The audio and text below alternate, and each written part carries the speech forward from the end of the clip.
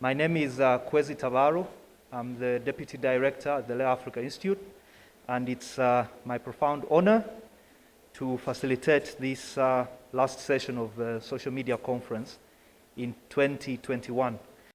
The panel that will start in a few will tackle the topic, the rise of global social movements and social media, a critical moment. Earlier I was telling my panel that this is too complex a topic. I think it's meant for an academic conference.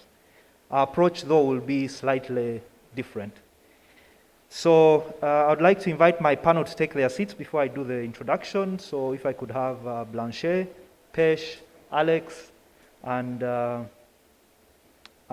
Jude. So over the next 1 hour, we shall be discussing something not very alien from what has been discussed over the last day and a half, which is the rise of global social movements. And this is really, let me remove my mask with your permission. This is really an important topic, especially coming after a difficult year that we had last year with the pandemic.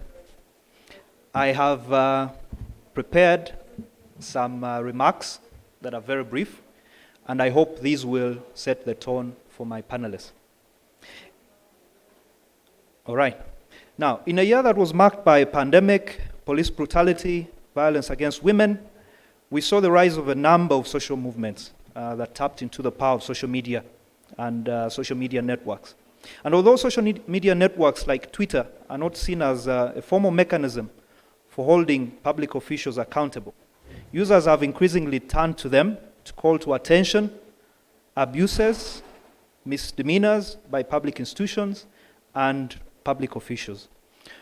As many of you will recall, on May 25th, which incidentally happened to be Africa Day, in the United States, George Floyd, a then 46-year-old black man, was killed by police officers in Minneapolis, a city in the state of Minnesota. His death followed a white police officer, Derek Chauvin, holding a knee to George Floyd's neck for a grueling 8 minutes and 46 seconds. In those 8 minutes and 46 seconds, George Floyd could be heard saying that he couldn't breathe a couple of times. And until he lay motionless, the police officer's knee was still on his neck.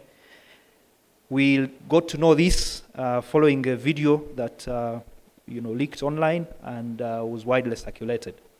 And with that was born what many have called the George Floyd moment, but it really reignited a movement that had started a couple of years earlier, which is the Black Lives Matter movement. Now, George Floyd's death sparked protests in over 30 major US cities and across the world, and gave traction to the Black Lives Matter movement that had been around from 2013. On 20th April this year, the former Minneapolis police officer Derek Chauvin was found guilty of murder and manslaughter in the George Floyd case. And I presume that was no minor victory for whoever was involved in the movement. Much closer to home, in Nigeria, protests over the notorious Special Anti-Robbery Squad, popularly known as SARS, following a video showing SARS officers dragging two men from a hotel and shooting one of them outside, went viral in early October last year. A few days later, protests erupted across major Nigerian cities, and very many young Nigerians using the hashtag #EndSARS brought the world's attention to what was happening.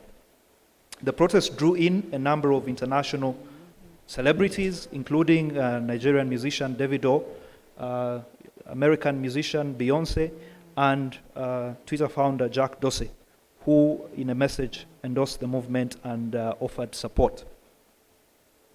In Nigeria still, earlier in the year, we saw the We Are Tired campaign by young activists and women that made global headlines after two young women died as a result of gender-based violence in June 2020.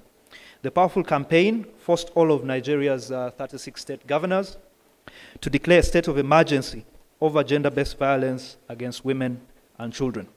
Now, these, among other social media-driven campaigns over the past year, reignite an important question.